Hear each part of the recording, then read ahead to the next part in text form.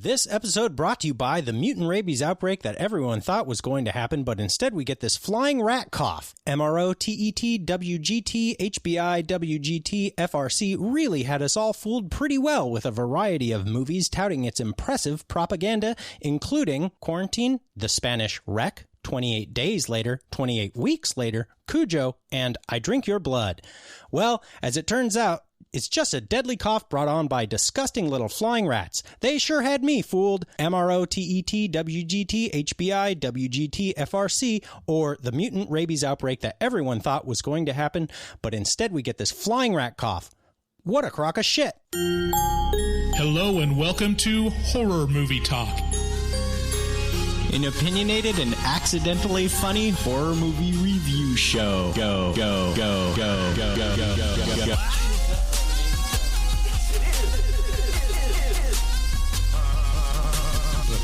Took a stroll through the scraggly woods. He had no face! Horror! Sabrina, don't just stare at it, eat it. New theatrical releases always get priority. But we also review older horror movies, both good and horrible.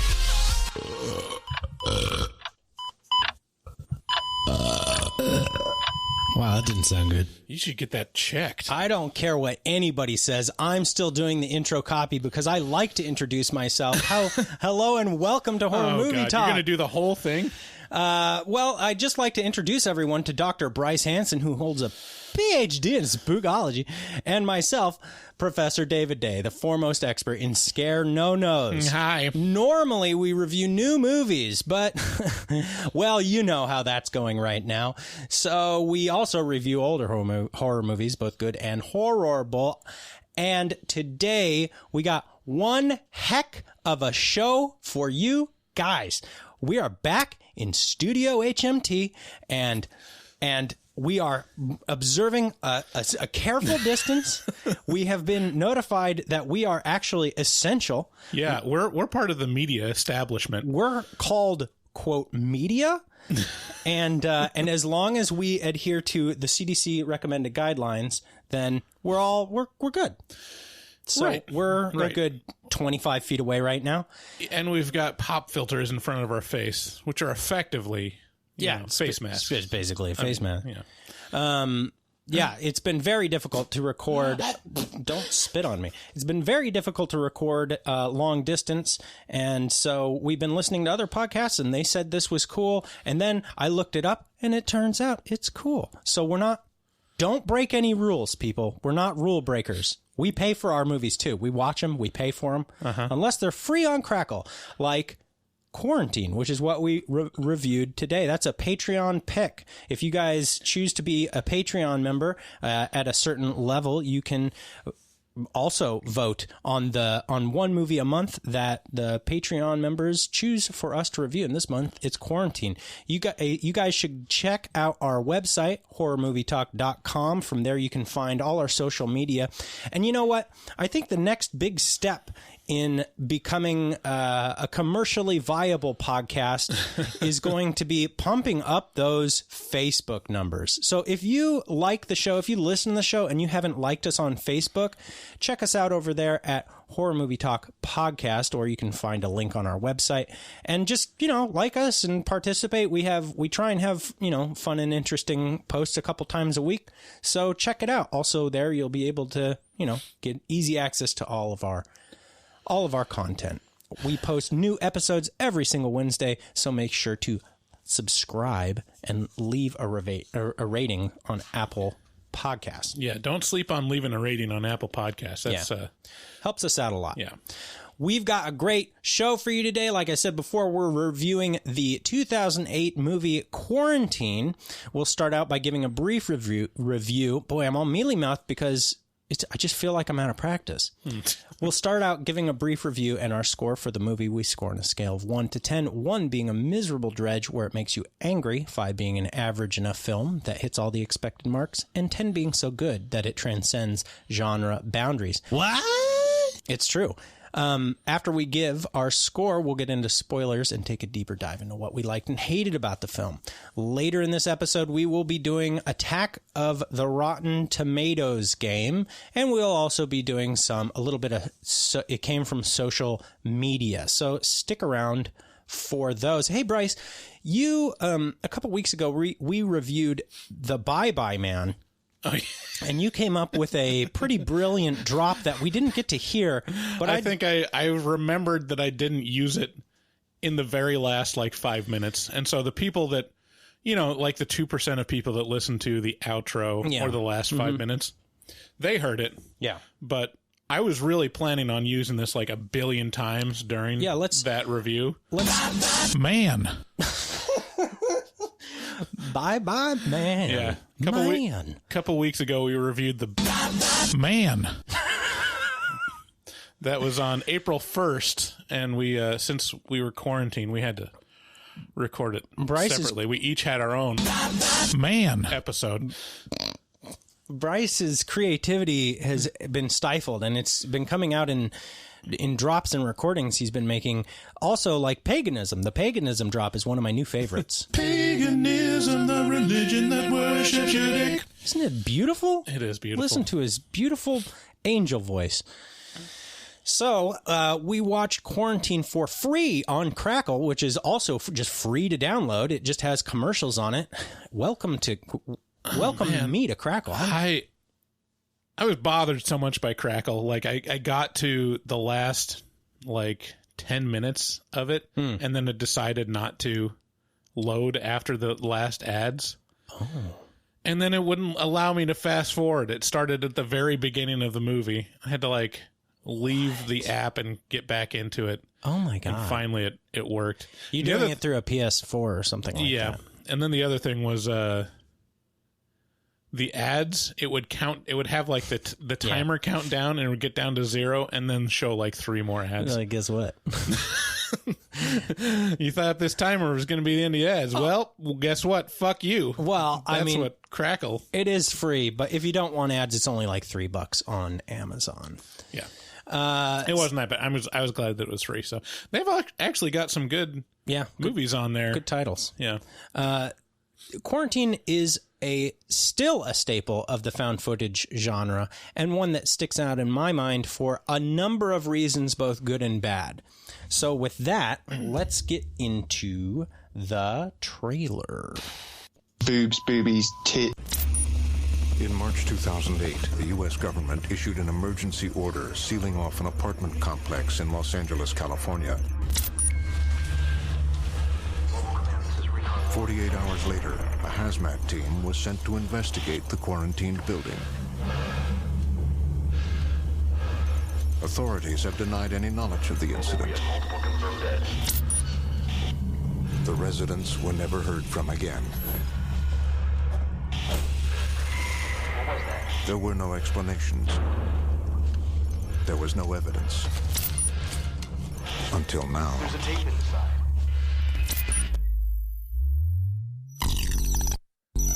Apartment's about to begin the rescue process. Police say that she lives alone. She's not very social. We're here to help you. Yeah. Oh, God! Oh, my God! We have to get out of here! We have to get out of here!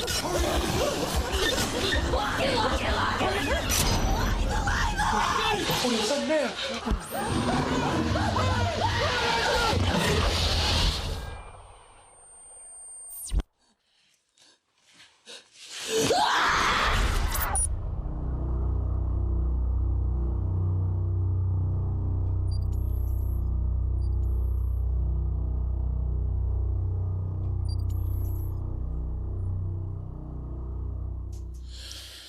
Hey, had you watched this movie prior to this? Yeah, it was called Wreck. Yeah, but had you watched this movie prior to No, I hadn't watched Quarantine. Yeah.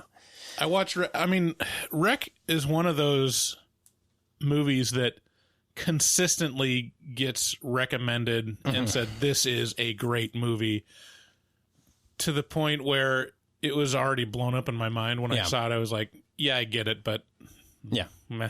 Yeah. nothing can prepare you for the things you're not prepared for, right? Right. When you just get so back in like 2008 or 10 or 9 or something like that, I got recommended to watch Wreck. Someone just like passing was like, "Oh, you should check out Wreck." And I was like, okay, so I did. And there was no expectations going in. I had no idea what it was about. I hadn't seen Quarantine. I didn't know what either of them were about. And it blew my mind. It was very impressive and scary to me, Wreck was.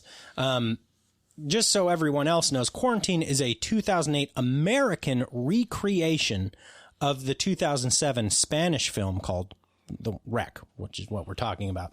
It's REC. It stands for record. Right. It's very similar to Wreck in just about every way. It's almost a shot-for-shot recreation just to avoid, like, dubbing Wreck, basically. Yeah, I haven't seen Wreck for years, but I was like, wow, this is pretty much shot for shot. Down to the very recognizable. The set is almost exactly the same. Like, it's a very impressive recreation. It seems to have dwarfed, Quarantine seems to have dwarfed the original Wreck, despite not being quite as effective or good. That doesn't mean it's not good. Right. But, the premise is solid. Yes. Like did we give the... I'm going through the synopsis right now. Quarantine follows a reporter, Angela, who is doing a slice of life piece on some local firefighters in L.A. As she goes on a routine call with the crew, they end up at a small tenant building that houses a variety of residents. It soon becomes apparent that there is some kind of infection going around the building, as matronly and old tenants begin to brutally attack those trying to help them. The firefighters, camera crew, and the tenants are all locked inside and by apparently the CDC eventually, or something like that. And soon they find themselves with more quarantine than they bargained for.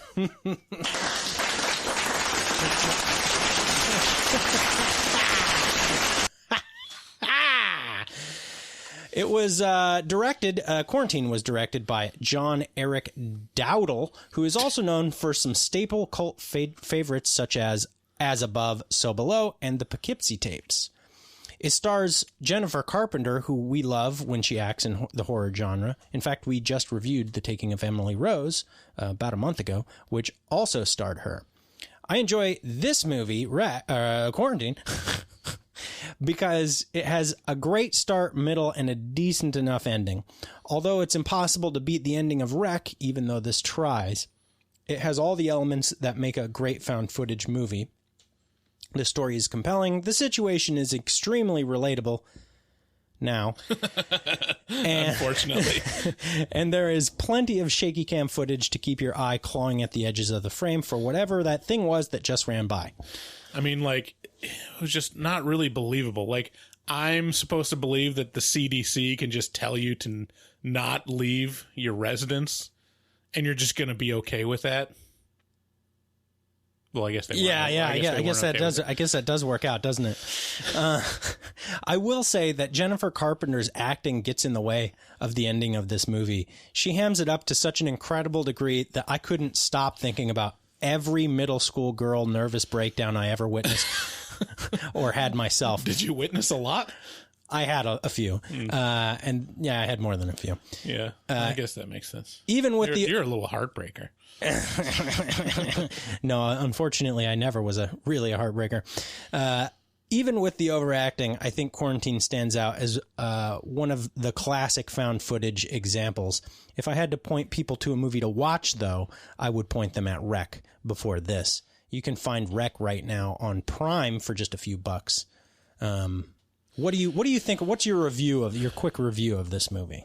I mean, they're basically equivalent. I think Quarantine is slightly more annoying than I remember Wreck to be, and I think Wreck was more effective in the end, and they had a better camera guy in Wreck. Good Lord, yeah. And it also seemed like it was more coherent, like the progress of the plot, what was happening. Yeah. Like it made sense what they were doing of like, okay, we're we need to check on this person, or like, oh, we heard something like this, and they went to check on it. And Quarantine, by about the halfway point, it just kind of they're just all running around. It's just utter chaos. Yeah, it turns into a big muddy mess. Yeah. And they're just running around. And a lot of that has to do with the camera work, which I was not a fan of. Well, we'll get into that with the spoilers, we will. But I have a strong and not a popular opinion on shaky cam footage. Yeah. Okay, so I'm scoring this. I'm giving this a 7 out of 10. It doesn't blow me away, but it's definitely better than average. And I'm a sucker for found footage. Yeah, it's a solid found footage movie with a solid premise. And yeah, I mean, I like Jennifer Carpenter, and I think really with this type of movie with the found footage, to really sell it, you have to sell the first 20 minutes, which I think this movie really does well. Yeah. And it kind of really slow plays you. I love the slow play. I love horror movies that start kind of light and breezy. Yeah, the first 20 minutes is literally just them in a firehouse. Yeah. Reporting on firefighters and getting flirted on by, skeezy firefighters. Yeah, Jennifer Carpenter, just this movie really... there's a thing that I've heard said multiple times about actors and actresses where they have such freakishly different proportions and features of just face and body and everything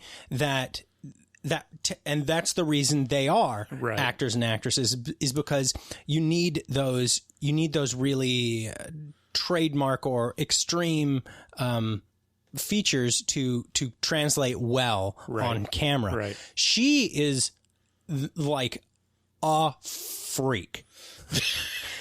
Just looking at her, the way her face is made, and her she's very skinny and slight. Yeah, she's got that 12-year-old boy build, like Keira Knightley has. Yes, which just and her face is really angular. Yeah, very pointy. Very large eyes. Very large eyes. I mean, don't get me wrong, she's very attractive. Yeah, I'm a big fan of her. And one of my favorite things about Jennifer Carpenter is she's got one of the most endearingly goofy laughs. Yes. It's just almost Krusty the Clown. Yeah, dudes. Yeah, I don't know. Some dudes will be turned off by that, but that's just a point of weakness to me. Yeah. I'm like, okay, it's time to move in. That and... boobs, boobies, tits, titties, tig-old biddies, machines. That is a good point. What she does not have an ample supply of, but, Well, she does have a lot of demons within her. Lord Jesus Christ, I now command you, give me your name, demon. She's Belial. Yeah, so what's your score for it? Yeah, I'd give it a 7 out of 10. Yeah. It's solid. It's not one of my favorites, but in terms of found footage, it's definitely better than the average found footage movie. And would you recommend Wreck over this? It's it's like neck and neck. Oh. There's good things and bad things about each of them. I think the acting is a little better in this one that I remember. I don't. I disagree. Jennifer Carpenter, the panic attacks that she's having at the end of this movie are I cannot ignore them. Yeah, I mean, I just remember... It's like, okay, shut up. Yeah. Yeah, a little bit of that. But, I mean, the beginning, I remember Wreck, the reporter, being, really annoying. Oh. To me. And I might be remembering it wrong. It's been a while, but I feel like it was very much, overacting the acting part. Just the regular dialogue. And, it's I don't know. Yeah. It's about even. Yeah. Maybe, yeah, it might lean more towards Wreck just because it was a little more effective in telling the story and moving the plot along and like the payoff at the end. That end felt better. Yeah, I would emphatically tell people to watch Rec before they watch this. I'd say this is, they're so similar. I mean, here's the thing: like, you can watch Quarantine Free on Crackle, yeah, or you could pay for Rec. I'm assuming somewhere, yeah.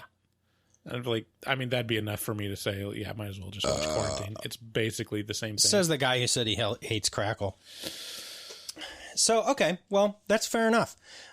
With that, let's get into an emergency alert. Horror Movie Talk reviews new movies, and that means we rely heavily on theaters. And our favorite theaters are the small, privately owned ones in our community. During this corona shutdown, all of these theaters are in serious jeopardy, and Horror Movie Talk has decided to help in the only way we know how, which is to feature them in our podcast. And we are continuing our support today of Cinema 21 at 616 Northwest 21st Avenue, Portland, Oregon, mainly because I'm very lazy and I haven't gotten around to changing the copy to another. I'll just mention, because this is another way we're gonna tell you that you can buy gift cards through Cinema 21 to support them. And if you're not local to Portland, it's not like you can use those gift cards, right? But we have a local theater here in Vancouver called Kiggins. Yes, and I think it's just KigginsTheater.com. It might be. You can just Google. Yeah, just a second. Hold up. Kiggins Vancouver. Clappity clap. No, I'm not doing that. I'll just include a link to the Kiggins in our post for this episode. Anyways, what I was trying to say about... Hold on, just a second. I'm sorry. Well, the Kiggins and Cinema... It's KigginsTheater.com. Okay. And the thing with them is that you can actually stream movies through their website and they get a cut of it. Yeah. So that's... Yeah, something to check out. Yeah, you just pay, just like you would with Amazon or anywhere else. You just pay a couple of bucks to stream a movie, and then the Kiggins gets a little piece of it. And I know that's a feature at several local theaters around here. So check your local theater and see if you can either buy gift cards or stream movies through their website. Make sure to support them and tell them Horror Movie Talk sent you. But Cinema 21 is a great place. You can buy local beer, enjoy a tasty snack, and feel like you're at a Cineplex from the 1970s. And dropping, $50 or $100 here is a great Friday night experience. So please help us keep Cinema 21 open by going to cinema21.com and clicking on the gift certificate link that will appear, I believe, on their homepage there. And as soon as they reopen, they'll be happy to honor your gift card. And like Bryce said, if you have some local theaters to you that you would like to support, just please do so, because we want to make sure that they make it through this. It would blow to get out of this thing and not have anything cool to go do. So that means supporting the things that you love now through the hardship so that you can go back and do the cool things, when it's back and open. And with that, I'd like to plug ourselves. You guys should head on over to horrormovietalk.com and click on our link to Patreon, which is in the very top of the screen, says become a patron. There's also another link there that says support us by buying stuff on Amazon. You do either of those and we will thank you a whole lot. I've got some Patreon shout outs to do here at the end of this mid-roll. Also, if you'd like to stream a ton of horror movies, you can do so by going to shudder.com. That's SHUDDER.com and enter HMT at checkout, and you get 30 days for free. And right now, all the Friday the 13th movies are streaming on there. All of them. Wow. So you can just, So you can, Wow. So you can just, do a Friday the 13th marathon. As I said, you can also support the podcast by buying or renting anything on Amazon, as long as you click that link on horrormovietalk.com and then bookmark it, use it to buy all the things, all your quarantine supplies. And then, we get a piece of it. Not many people are doing this right now. I gotta say, I know a lot of you are shopping on Amazon, so just fucking do it. That was bold. So also you should check out our resident artist, Dustin Goebel. He's a professional artist who fucks hard. And he also takes commissions for artwork from HMT fans. Contact him or check his artwork out at DGOEBEL00.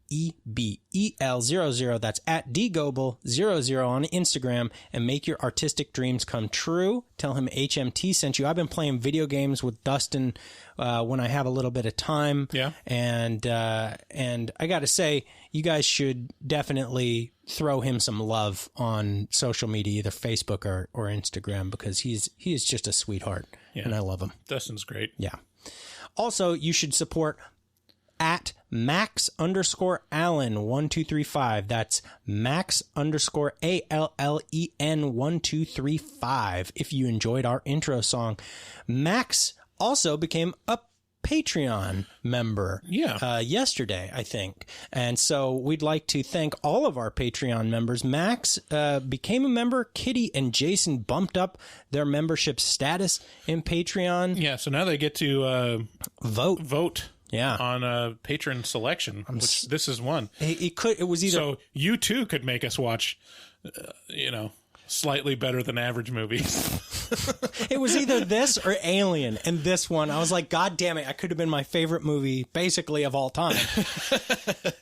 There's always next. But they love to watch us squirm. So thank you to Max, Kitty, and Jason for doing things with their pledges this week.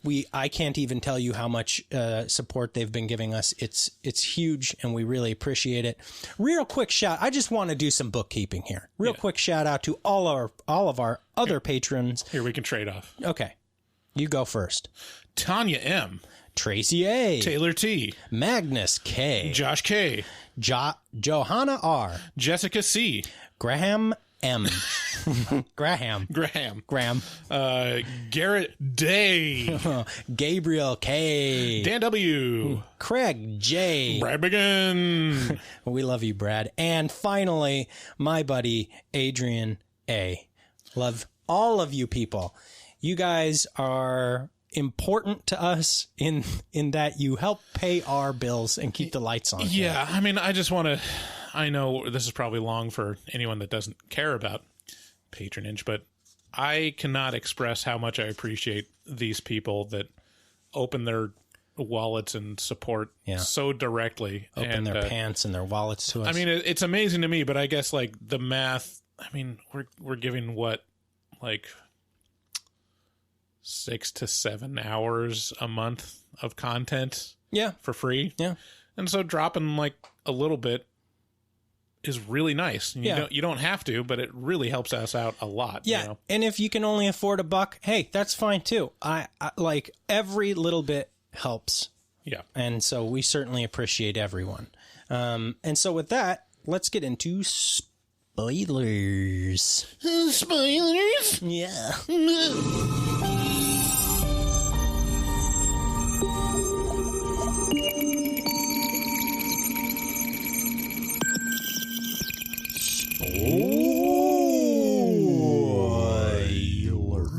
Spoilers.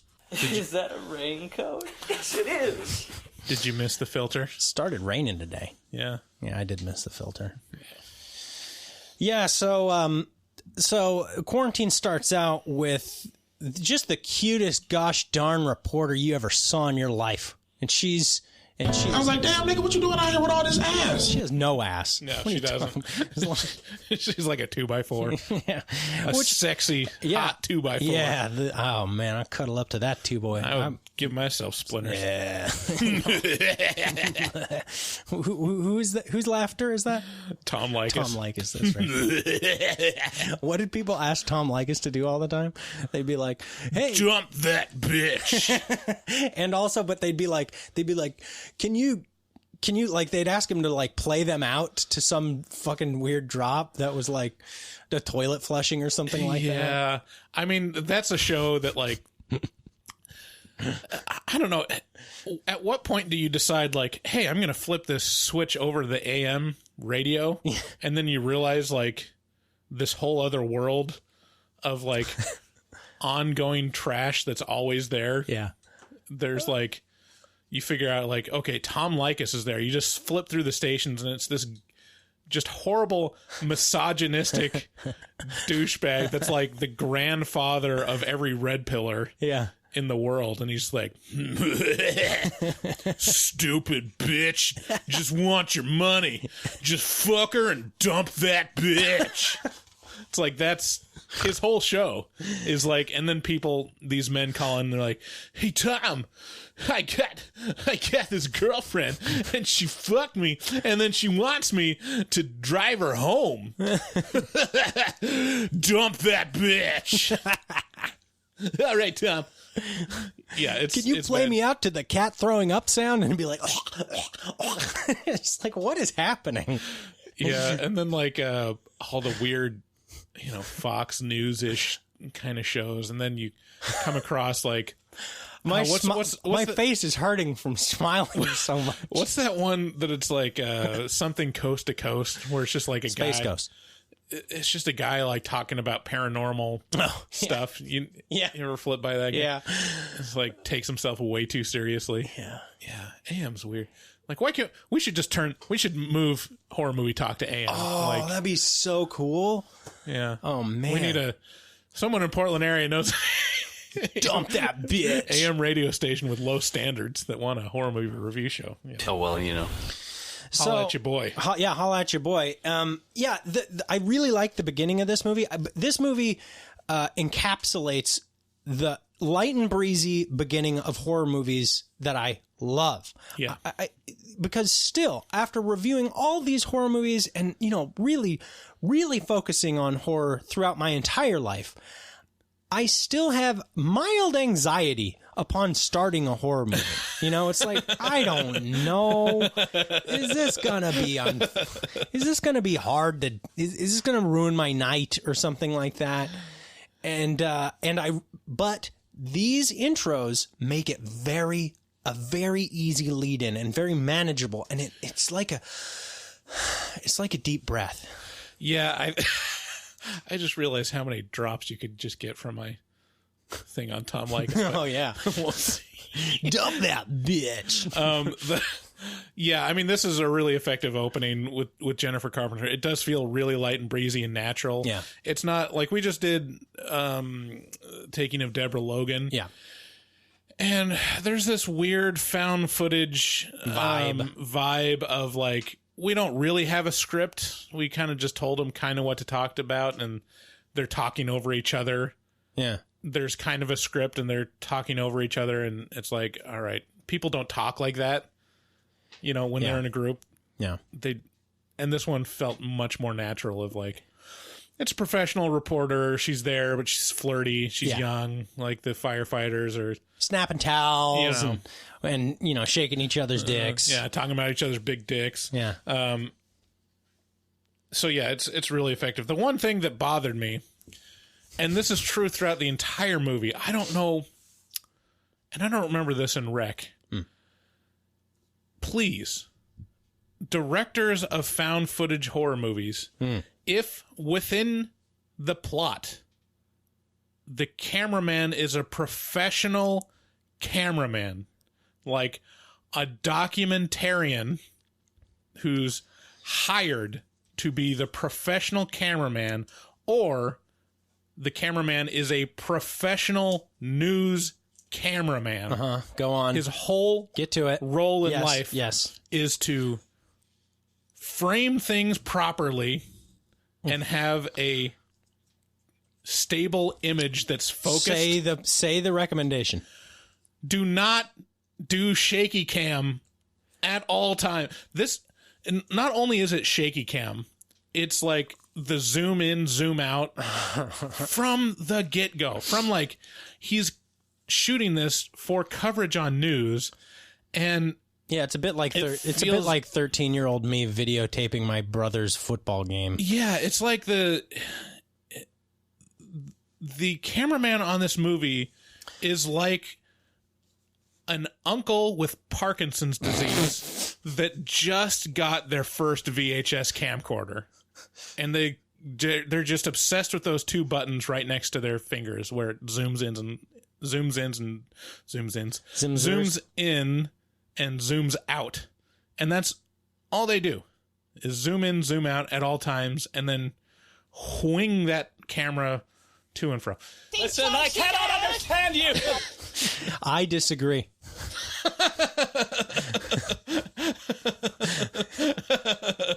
Oh? Okay, first of all, let's just get this right out the bag. I like shaky cam bullshit. I like it. I like it because it adds the element of anxiety. It adds the element of suspense. It adds the element of I can't see it. That's fine, but don't kill your professional cameraman and have some rube pick up the camera. Okay, so your issue is that this is a continuity error, basically. I mean, it's not continuity.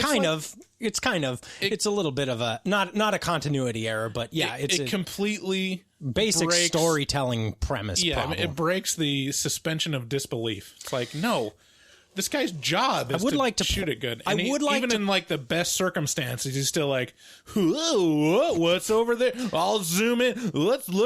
I'll zoom in on her cheek for some reason. Zoom back out. There's a few moments. Gotta get all this footage. The important moments, he pulls it together. So there's a few moments throughout the movie where she's, she picks up the mic and he turns on the light and then they shoot a moment, right? Because not all of this is going to make it to air and he knows it. So a lot of it is just him leaving the camera on and walking around. How dare you? Sorry. And so, but when it comes time to shoot the shot of her reporting in front of, the door where the CDC has just closed off the building, then he gets it together. But yeah, point taken. It's a good point, but I don't know. It's if that kind of stuff bothers you, which I'm sure Bryce is not alone in this, then yeah, consider that. They get It's like the same. I'm gonna shit on shaky cam even more. Like, it's so tired. Like I can't stand it because it pulls me out so much. Like I think it was like the third Jason Bourne movie. Bothered me so much because I just like it when it's not supposed to be a found footage movie. That's all I'm saying. Like this Jason Bourne movie, the scene is a bunch of people sitting around a conference table and talking, and it's like got this action shaky cam where it's like. That's what really, really bothered me about The Office for years. For years, I couldn't watch The Office because it was just too fucking annoying with all that. I was just like, why is the camera constantly like flipping around? Anyway. So yeah, I enjoy the start. I enjoy all the fun firefighter banter. And then they get a call to kind of head out to, some sort of domestic disturbance at a tenant building. And even when they're in transition, moving to the building, they have kind of like fun banter. They're like, hey, girl, reporter girl, Jennifer Carpenter, you know what we like to do when we're driving around? We like to objectify women.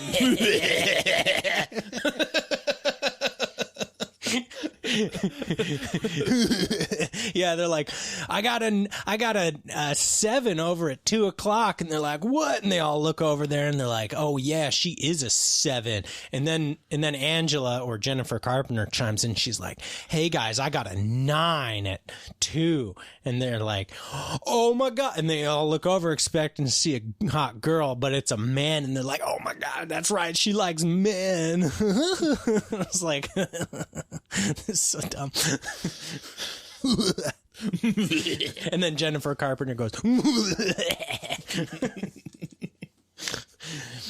So they, as they're driving there, one of the firefighters says something like, it's probably just an old woman who lives alone and who fell and is screaming like a banshee. Well, he's not far off, because when they get there, Ms. Espinosa is spooky as shit. They walk into her apartment, they walk into this tenant building, and she's like really disassociated. Yeah, she ain't doing too good. No, she's got this far away look in her eye, and she's got some blood in her mouth, and she's very pale. Just doesn't. And this is their first encounter with it, so they approach her, the way you would expect first responders to approach her. They're like, "Hey, Mrs. Espinosa, are you?" And then she's like, "Ah!" And she runs at them and is crying, and her eyes are all creepy, and then she bites into a man's jugular. And goddamn, it just ramps up into infinity very quickly. It's like, this guy's fucking jugular's ripped open. Yeah. And so now you have the stakes, right? Mm-hmm. So you got the basic premise for what's going to continue happening. And very quickly, they are locked in the building. There's like, they throw plastic wrap. There's like these weird quarantine measures that go into place. There's helicopters. I'll tell you what, they are not very good at social distancing in this quarantine. No. We're old pros now. We're like, yeah. Don't tell people to gather in the lobby. Dude, gonna get social closeness. When we take a walk, good job with those words, by the way. When we take a walk, like, people will see us from, a quarter mile away, and they'll cross to the other side of the street. Yeah, it's like everyone's getting to experience what it's like to be a black man in a hoodie. Wow. Yeah, bold statement, but I don't know. Maybe our black listeners could chime in and be like, Bryce, you're a total fucking racist. If you could chime in and say that. No, it's not being racist. It's pointing out racism. It's different. Well, I don't see color, so I wouldn't know. So now they're locked in this building. There's all these extreme measures. There's plastic. I don't know why. I don't know why the plastic kills me so much. But it's like they put a plastic tent over the whole building. This is like a 4-story walk up. No, I guess there is an elevator, but this is like a 4-story small tenant building, right? And they drop like a full fucking like greenhouse plastic tent. I can't remember. I guess they do the same thing in Rec, right? There's no explanation for how the CDC knows that there's an outbreak in this. Well, they go into that. They go into that later in the movie. Oh, I don't remember. Oh my God! You just slipping so hard. You've conditioned me to be so vigilant, so I don't miss anything. I might have missed it. I was like fast forwarding back to the. Okay, when do they say? Oh my God! They work it out through the course of the movie, and so. Let's see here. So as things are ramping up, a man's jugular is bitten into, and then a first responder who has gone upstairs to check on tenants way upstairs falls down like, okay, so it's like a circular staircase, right? That goes up around the perimeter of the building. So if you wanted to, from the top story, you could jump and land at the bottom story. Well, that happens. And we're down in the bottom story, and we're talking to tenants and other people, and bam, this dude just It's pretty. I mean, they kill off, or they attempt to kill off the firefighters pretty quick. Yeah, in this movie, and you feel like they're safe because you've spent some time with them. Yes. So that is pretty unnerving. Yeah, and also, can I point out, this is a thing in movies that I've noticed, that helicopters don't make a sound unless their light is on. Right. They're like up in this room. They're like, hey, we got to get out. Like, look, there's no one there. It's completely dark. All of a sudden, spotlight. It's like, well, where the fuck was that helicopter like 1 second ago? It still makes noise before it turns on its spot. All right. Anyways, moving on. That's a good point. And I'd like to bring up a point.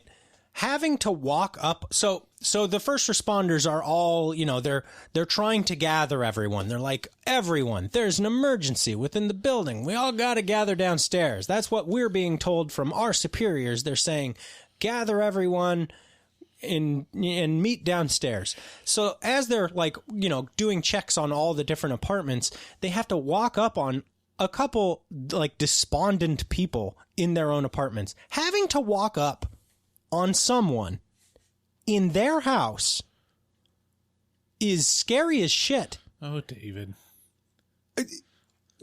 So you walk into your neighbor's house at 11 o'clock at night, and they're just standing there looking at the TV, and you're like, hey. Like walking into it, like actually entering. Yeah, like, hey, Gertrude. Hey, Gertrude. And she's like, she's despondent. She's not answering. You're like, I know I'm in your house right now, and I'm sorry about that.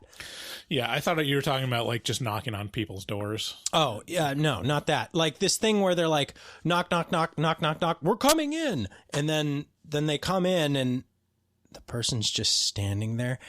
And at a certain point in this movie, I start getting irritated because they walk up on these ghost-looking people with... Let me just present my neck as close to your mouth as possible. Ma'am, are you okay? You appear to have the symptoms of a raging zombie person that we've met downstairs. Are you... I think something's wrong with her. Yeah, it's why do they keep making the same mistake over and over again? Oh, you know. Are you all right, ma'am? That's pretty good. So now we get like the first inkling of what's going on. So they walk into this room, another fucking old lady's in there, and she's like, and then after they kind of like get her under control, a rat comes after the cameraman. He's sitting over there eating cheese in the corner, kind of minding his own business, and then he got eyes on that cameraman. And he's like, "Fuck you, buddy!" And he runs at him, and he's like, and then the cameraman stomps him. Yeah, I gotta say, it's some real good, realistic rat gore. Yeah, in this movie, it really looks like someone stomped on a rat and just burst out its guts. There are some good maulings. You know, we've all seen it before. There are some good maulings in this movie. Yeah. Have you stepped on a rat before? Be careful how you answer. Let's move on. Wow. No, I don't think I have. Wow. But I wouldn't be above it. If there was a rat running at me, fuck yeah, I would stomp on it. I don't know that I would stomp on it. I think that's a little too... That's a risky move because you're putting your foot down and it's going to be planted for a minute. So the rat could like juke and then bite you. I think I'd more punt it. I think I'd go for the bang, kick it. Yeah. Because when a dog runs at me, I kick that fucker in the mouth. Yeah.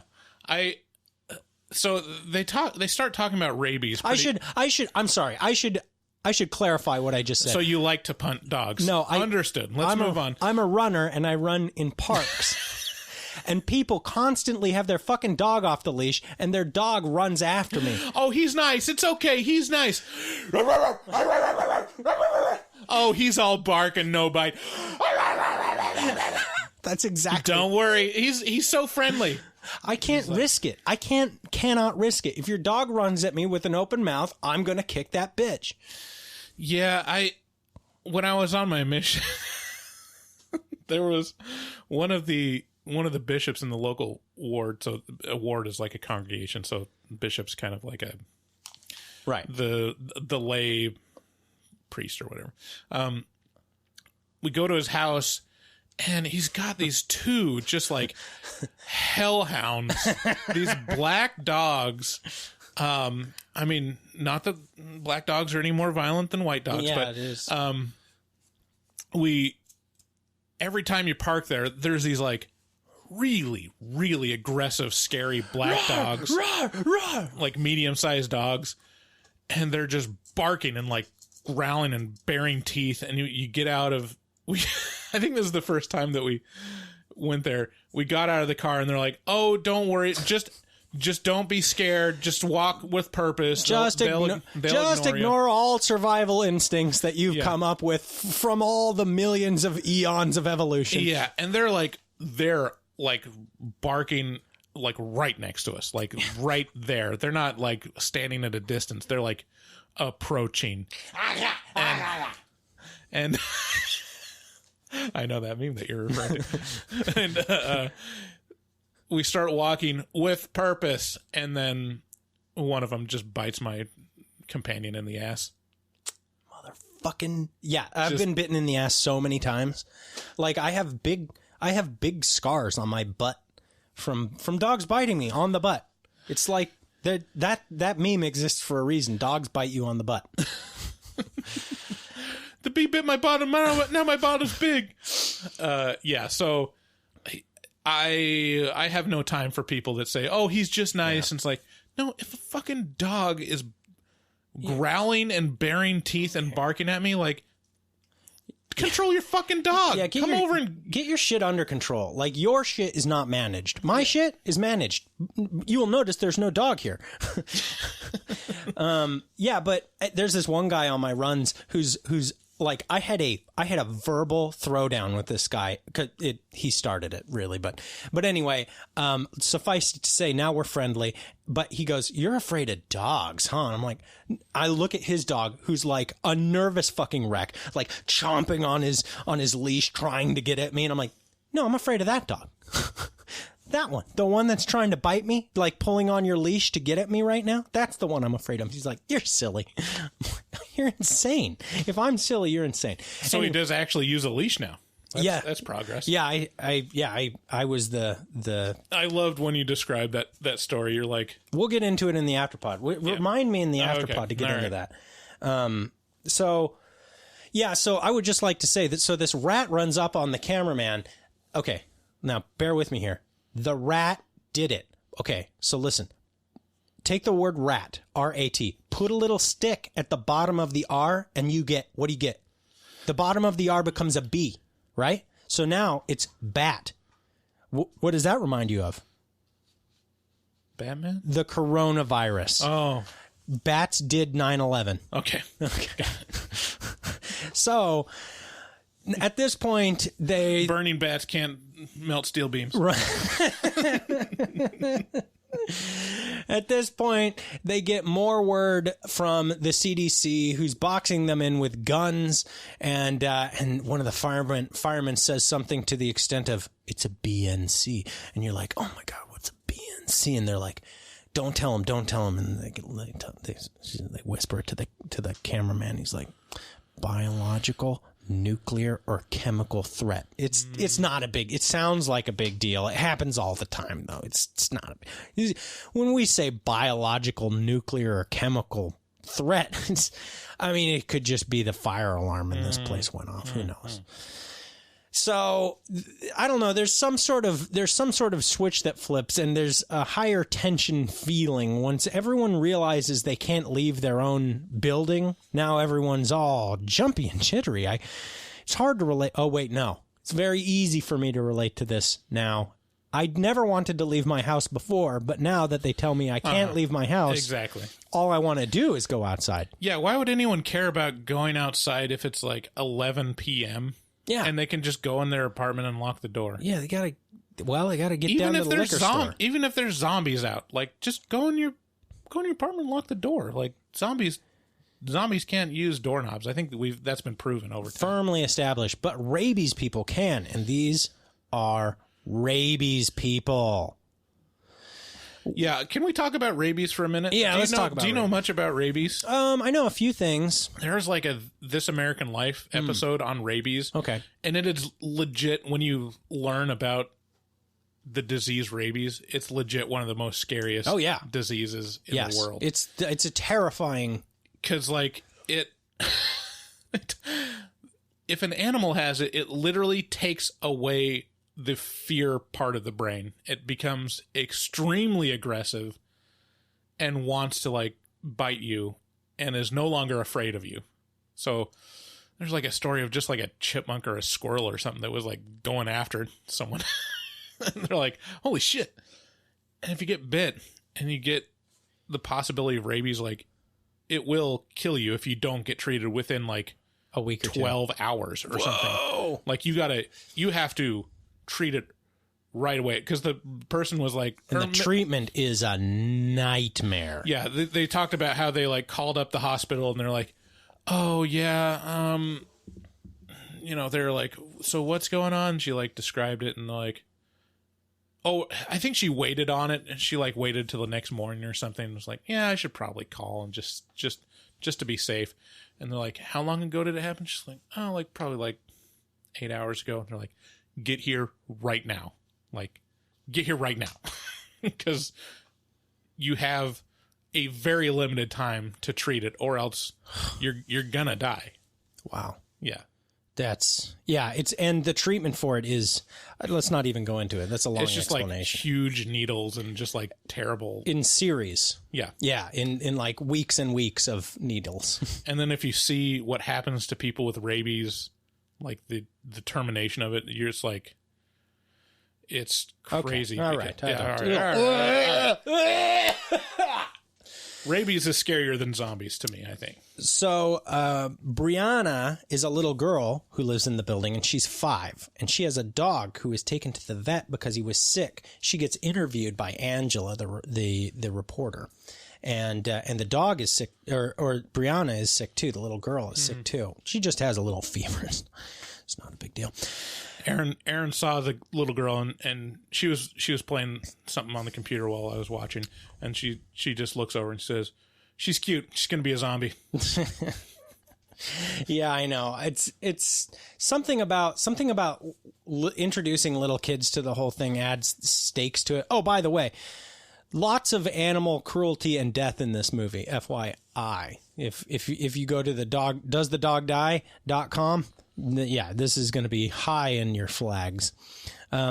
So the hurt fireman is up and walking about on a compound fracture, and there's deadish people that start coming alive, and then the vet dude kind of figures it out. There's a dude who's a vet who's basically treating all the injured, like triaging people, and he's like, "Hey, all of these people have rabies symptoms." Except it's so fast acting. It's fast acting tenactin of rabies. This is a classic zombie rules. That's why rabies works so well as like a zombie stand-in. It's like, don't get the liquids in your mouth or eyes or in a wound, or else you're infected. And at this point, they start going nuts, and this is that spot where you said, it just devolves into total chaos. Yeah, it feels like a wreck.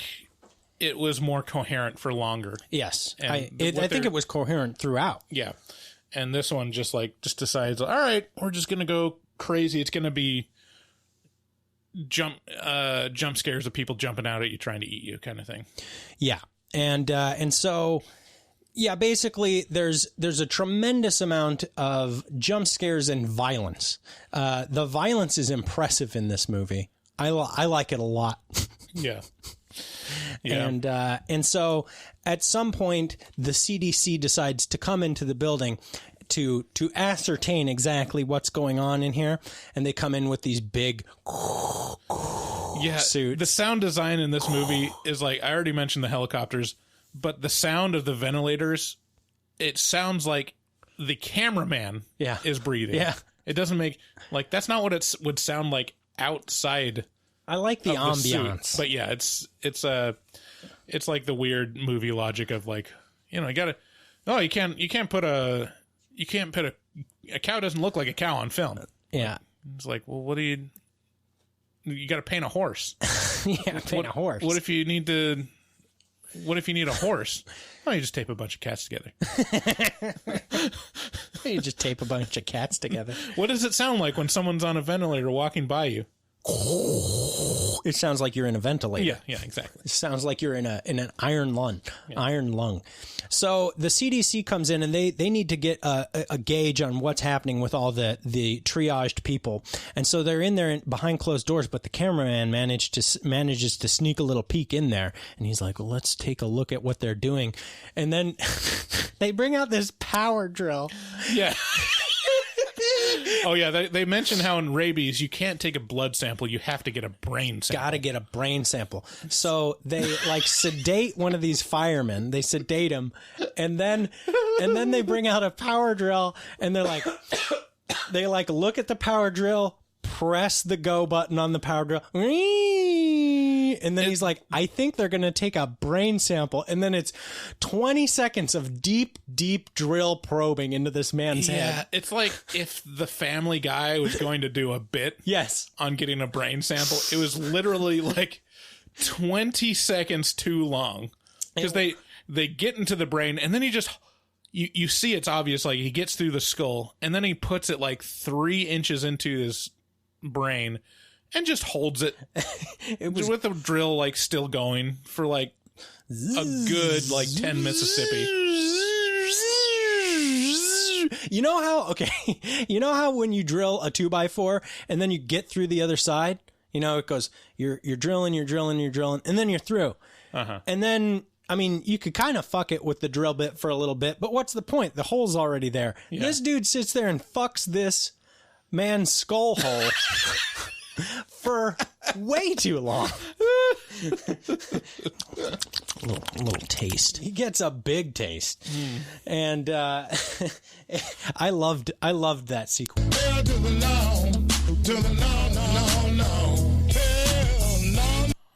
Yeah, they left him with a real lunkhead. Oh, I don't have that one. I do. Oh, you done it now, Jordy Verrill? You lunkhead. That's from Creepshow. That's Stephen King saying those things.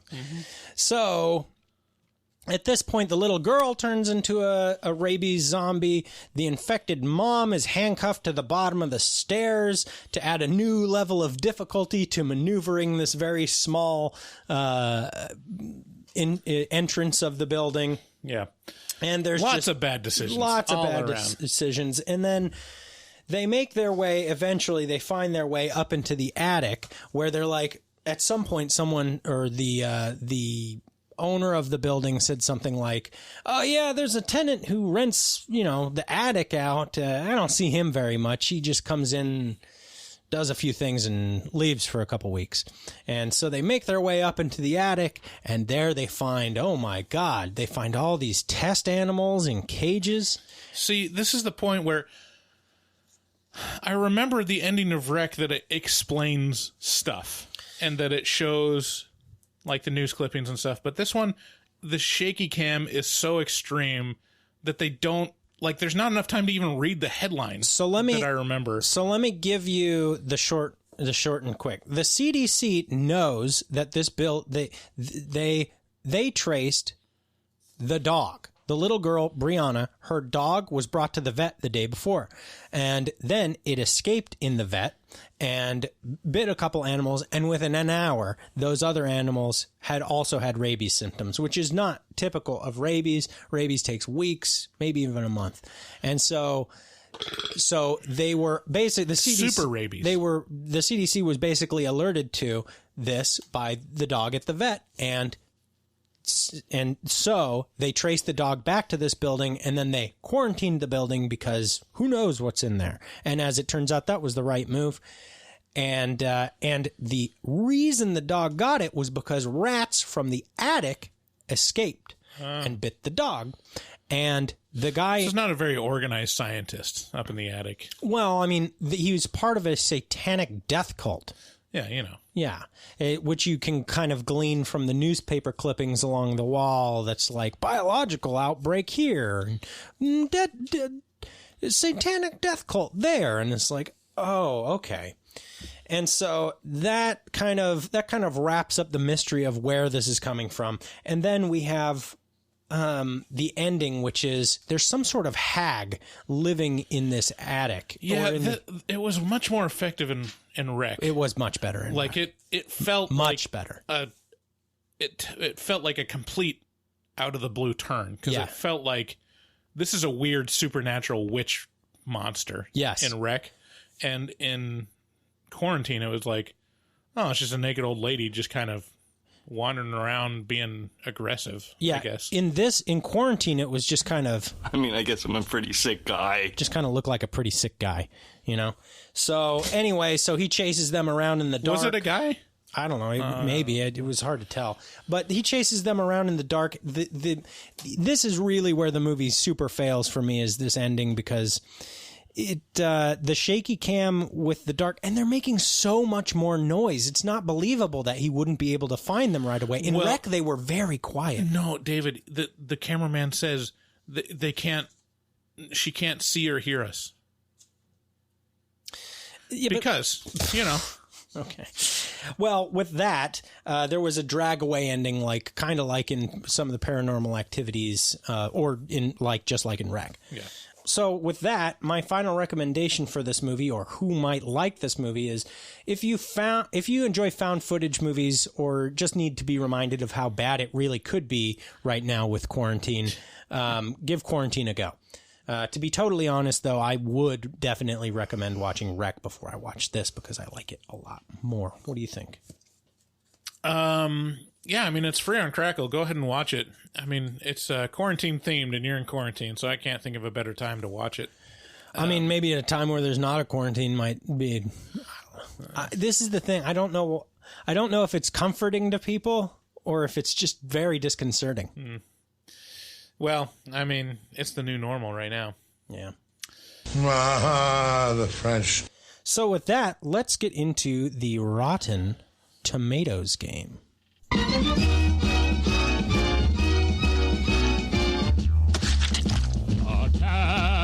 Rotten Tomatoes. Oh yeah, it's okay. I like hearing it. It's the attack of the Rotten Tomatoes. The Rotten Tomatoes game is one of my favorite games because it's easy for me to set up and takes almost no preparation at all.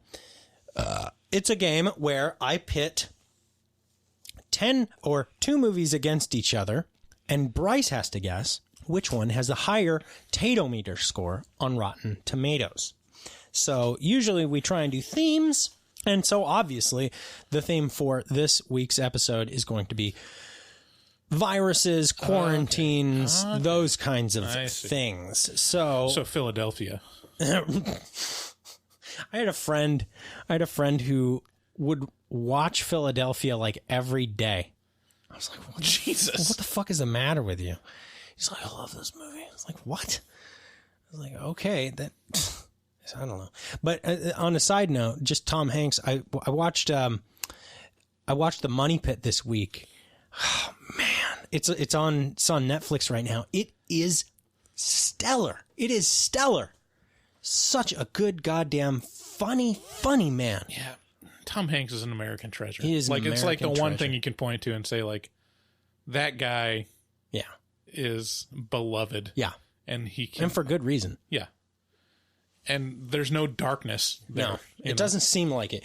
Man, can you imagine if he got like Me Too or something like that? Yeah, that'd be devastating. It'd be like, all right, well, there's no point in living anymore because everyone's horrible. So our first matchup is Quarantine, the movie we just watched, versus Quarantine 2. There's quite a few iterations of Quarantine and of Wreck. I think Wreck has 4 movies. So which one has the higher Rotten Tomatoes score, Quarantine or Quarantine 2? I'm going to say Quarantine. You're going to say Quarantine. Yeah. Well, let me see here. You would be totally wrong by a pretty wide margin. Really? Yeah. Quarantine got a 56% Tatometer score. Not good. Not terrible, but not very good. Quarantine 2 got a 75%. I got to watch Quarantine 2. Wow. Yeah, so 0 for 1. Okay. So I should have known it was a trick. Our second matchup is Wreck versus Wreck 2. Wreck. And what's your thought process behind that? Because probably the majority of reviewers are going to be American, and they're going to give the one known foreign film the better score than the one they didn't actually watch. Wow, that's remarkably solid logic. I wouldn't expect anything less from you, except I mean, you got the first one wrong, so the second one you got right. Yay! Yeah, Wreck got an 89%, a really solid score. Wreck 2 didn't do bad, but didn't do good either. So Wreck 2 got 68%. So now let's move on to 2 of my personal favorite horror movies in this genre, maybe just ever. 28 Days Later versus 28 Weeks Later. Ooh. Wow, they feel like neck and neck. They do. They were both so good. They got to be like within 10 points of each other, right? No, actually it's a decent margin. It's about a 16-point margin. I'm going to say 28 weeks later. You're going to say the second one got a better score. Yeah. So the first one actually got the better score. Damn. So you're 1 for 3. 28 days later got an 87%, doing very good. And 28 weeks later got a 71%, so kind of a low C. All right. So our next pitting of movies is the original 1973 Romero classic, The Crazies, versus the 2010 remake of The Crazies. Have you seen either of these? No. Neither. Okay. Both of them are solid. Not Romero's biggest, obviously, but definitely a solid entry into his kind of zombie. I'm going to say...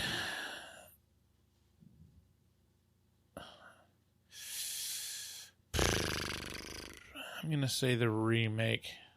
You would be correct. Yay! Yeah, and the remake is actually really good. Yeah. And I think the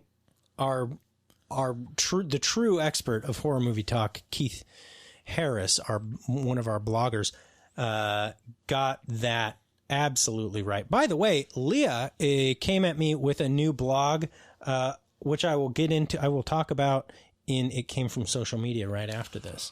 But yeah, 2010 Crazies got a 71%, while the original got a 67%. So real close, like 4-point spread on those. And finally, so now this is a real tiebreaker. So you're 2 for 4. So you get this one, you win. 12 Monkeys versus Outbreak. Ooh, it's both about the same year. I think they were both 95 or so. I mean, the real answer is 12 Monkeys. 12 Monkeys is better by a mile than Outbreak. 12 Monkeys is one of these movies that everybody loves so much, and I just don't like. I mean, it's fine, but I just don't get it. It's Terry Gilliam, isn't it? I think so. Yeah. Yeah. Terry Gilliam is really a weird director. He sure is. Very much like.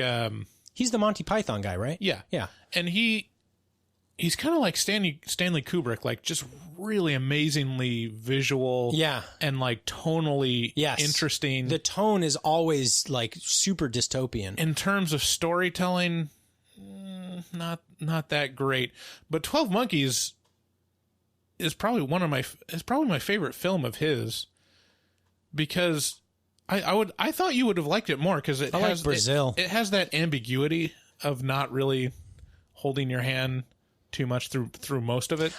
You know what it is? Time travel. I fucking hate time travel, man. It's just bothers the fuck out of me. It's like, okay, yeah, I'm back. It's just this weird pop in thing where anything's allowed. Yeah.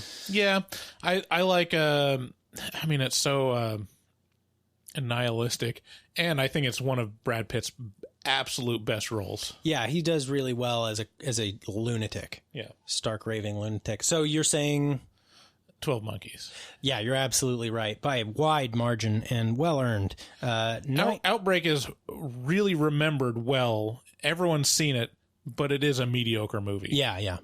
That's Dustin Hoffman. Yeah. So 12 Monkeys has a 90%, and Outbreak has a 59%. So 30 points spread on that. You win 3 out of 5. Yay! Not a runaway win, but still a win. I'll take it. And so with Champa. And so with that, let's get into It Came from Social Media.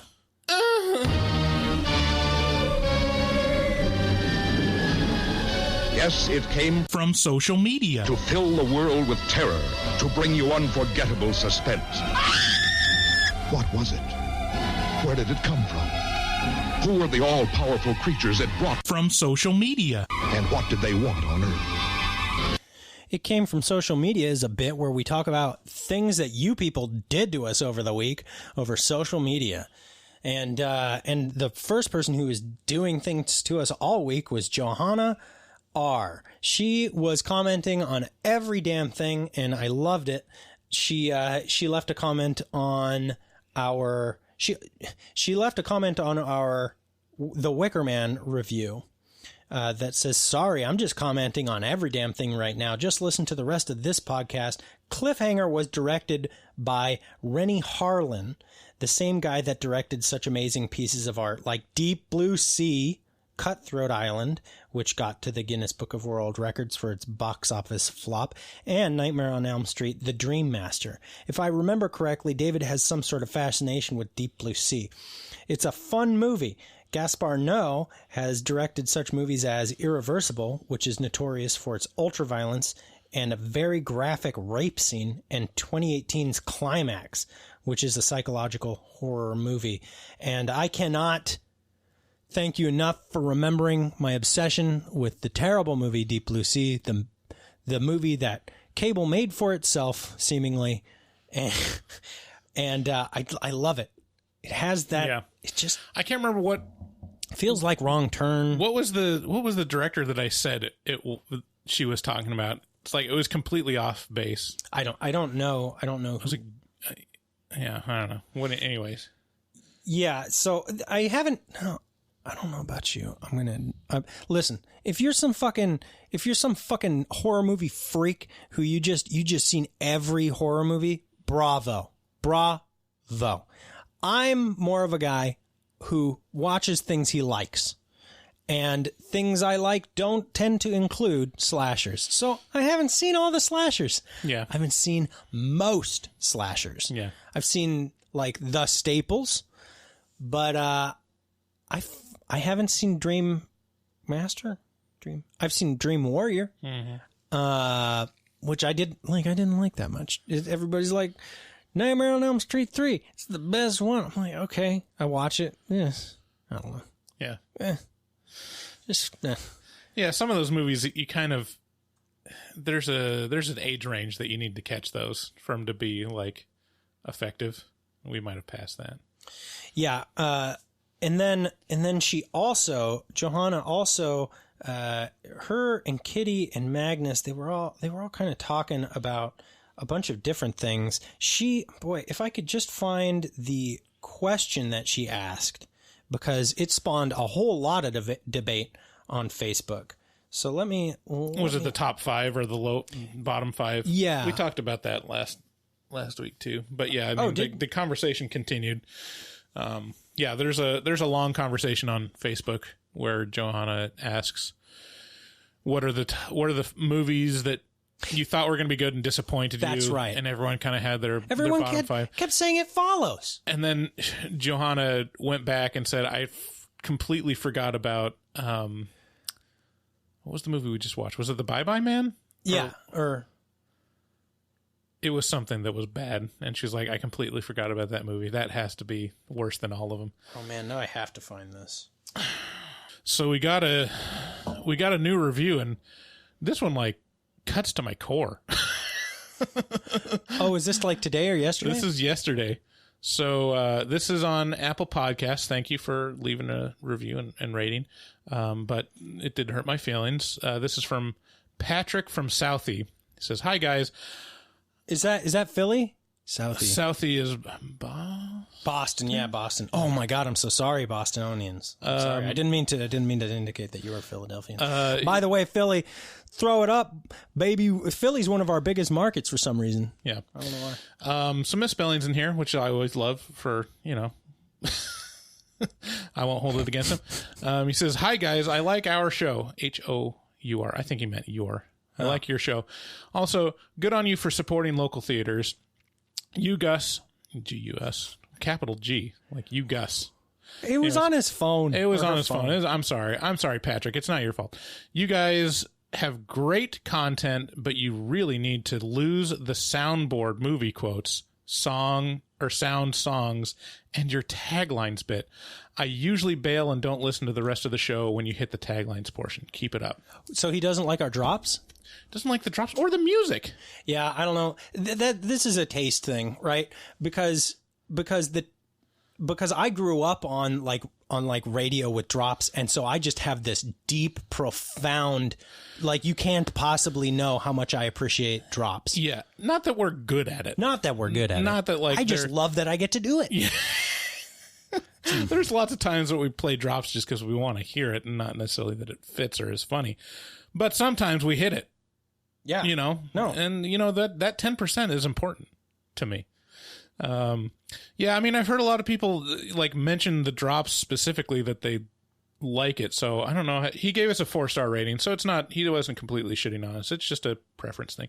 Thanks, Patrick, for leaving a review. We're sorry that our sound design disappoints. To be honest with you, Patrick, I kind of agree about taglines. It's kind of fucked out for me. Yeah. It's so easy to do. It's so easy to do. Rotten Tomatoes, I like. We really got to get into some of the older games. Like, it's been a while since we've done games. I think this is the first time we've done a game since...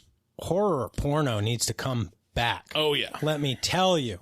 We need to get some hot, sweaty slapping sounds. Yeah, I mean, Patrick obviously hasn't listened to the horror or porno theme song because that thing slaps. Can we play that? Let me pull it up. Okay. Have you got Johanna's thing? I don't. I can't find it for the life of me. So. Yeah, Facebook is always hard to... It's so hard to navigate. While you're looking, I would like to mention that Leah S. who has provided us with a blog in the past, is coming out with another blog. I just need to edit it and get it up on the site. Let's see here. The blog is called Horror's Leading Man, Chris Sarandon. And it kind of goes over his characters from Fright Night to The Sentinel and Child's Play. And, you know, he's got some great entries into the horror genre, and you guys need to check out this blog because, man, it fucks. Like, this thing is so thorough. Anyway, thank you very much, Leah, for the blog. If anybody else wants to write for Horror Movie Talk, just drop me a line on Facebook or Twitter or something like that, and we'll see what we can do. Here's the horror porno theme, which is probably my favorite. Yeah, for sure. Bit that we've got. Me too.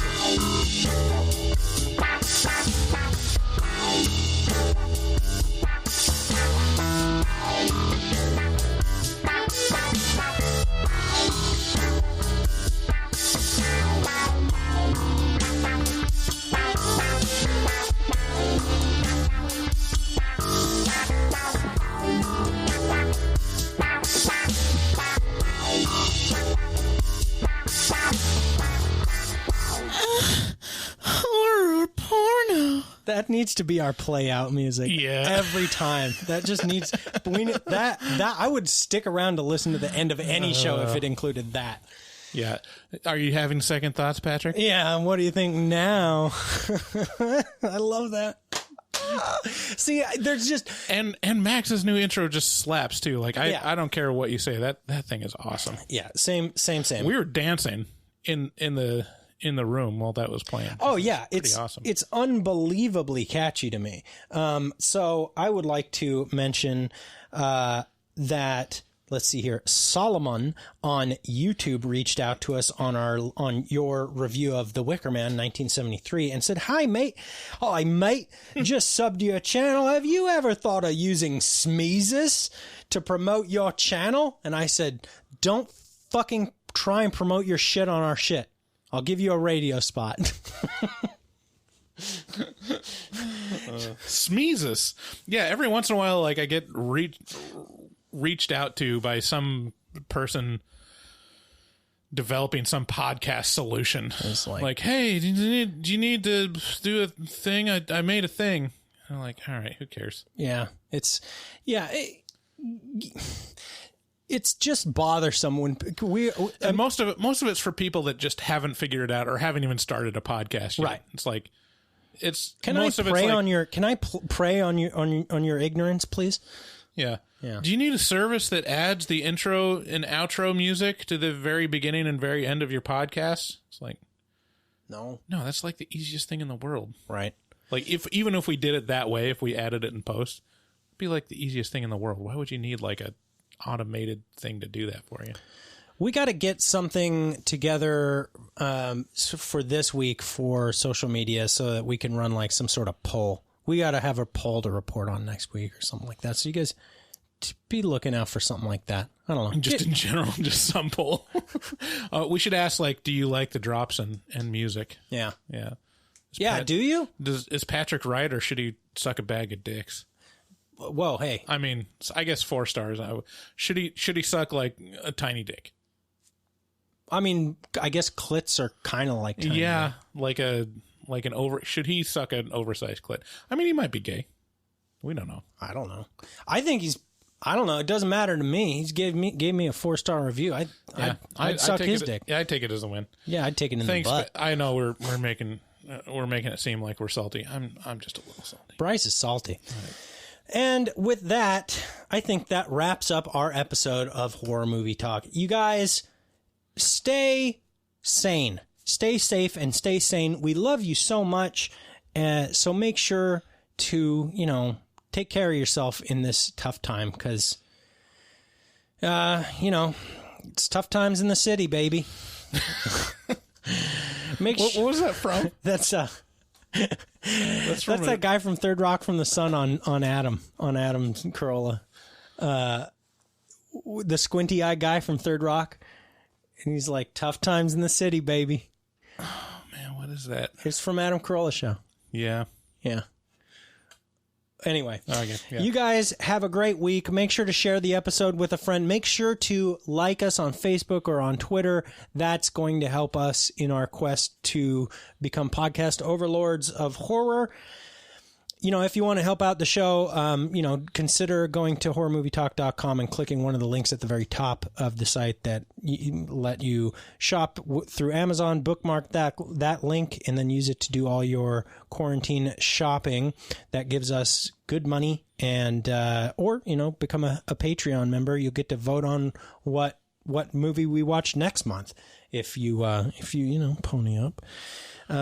So special thanks to Leah S, who is coming out with another blog. I will get that up on the site just as fast as possible. It'll probably be out by the time you listen to the sound of my voice. You got anything to say, to add? Dump that bitch. You guys have a good week. Bye. Bye.